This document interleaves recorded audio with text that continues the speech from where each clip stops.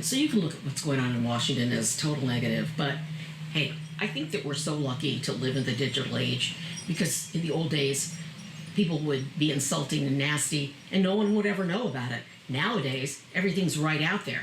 But there's some things that President Trump is doing that nobody should ever do, especially the President of the United States, but actually everybody.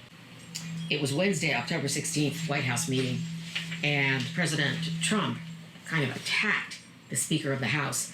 Now, I know that other presidents have had contentious relationships with the Speaker of the House because the speakers are quite powerful, but it is a checks and balance situation.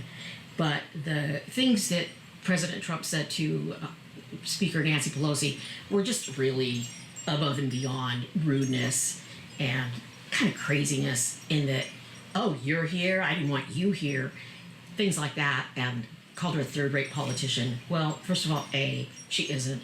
Second of all, B, that's not his house. Just to make it clear, okay, the White House is our house. It is the citizens of the United States. That's our house. And we're just letting them use it for 4 years or 8 years, depending on what the voters decide. Number one, learn the rules. Don't break the rules. If you're the President of the United States, it's a good thing to read the Constitution.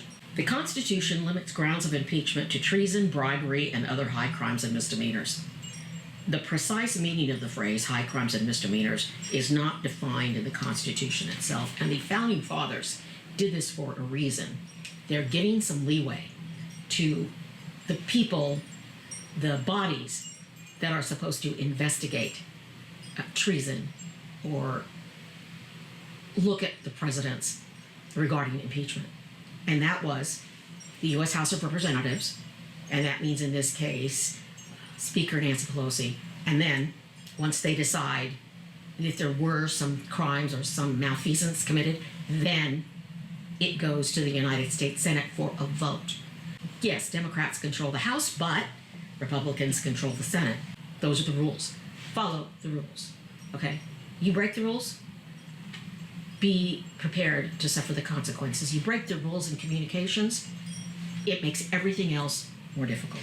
Rule number 2, know your job duties. Know what you're responsible for when you sit down to communicate with someone. This goes for if you're a husband and wife. This goes if you're a parent and child. Know your job duties. Know what you're responsible for. Know what you're supposed to do. Do your job. So many people don't want to do their jobs. They want to do somebody else's job. They don't want to do their job, period. They don't want to work. When you're laying the grounds and the foundation for great communication skills, you need to know what you're supposed to do, your responsibility, and then do it. In Trump's case, he's just all over the place. He's tweeting, he thinks he's a PR genius, he thinks he's a marketing genius. I mean, he may be. But right now, his job is President of the United States. Do your job. When you're president, your job is to have leadership moments. Your job is to make us, all of us, the minions, the little people, feel calmer and sure that you know what you're doing. You're leader of the free world of the United States of America. You set the tone. You don't bully, you're kind, you're fair, you're honest, you bring us together, you don't tear us apart. That's his job. Instead, he's doing everybody else's job, including the lawyers. He's not even letting attorneys come in and help him, which he should definitely be doing. Rule number 3. Okay, this one's so easy, it'll be quick. Don't overuse social media. Don't abuse social media. Right now, the president is using Twitter. He made some decision. He called somebody from another country's president. They talked. Then he made a decision, and he announced it on Twitter, and it's turned into a big, horrible mess, an international mess. Don't put anything on social media that might embarrass you, your loved ones, your boss. Know the rules, okay? If you want to tweet about your mom's cupcake recipe, do it, man, no problem. But serious stuff that's related to work or sexual stuff that's related to someone you work with, don't text it, don't put it anywhere that anyone that could come back and bite you. And when you're sharing the cupcake recipe, make sure that your mother knows and she doesn't mind.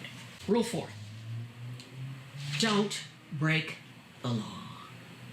Enough said. Bottom line, don't break the law. If you do, be prepared for the consequences. Don't just do it and then flaunt it. Try to be a decent person.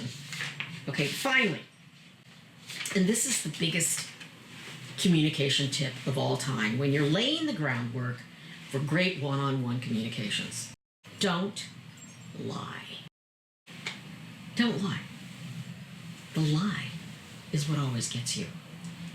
And when you're communicating and you're trying to establish a relationship and a rapport with someone else, you lie and it ruins it. It just does. In marriage, with your children, at work, legally, in every way. It's always the lie that gets you.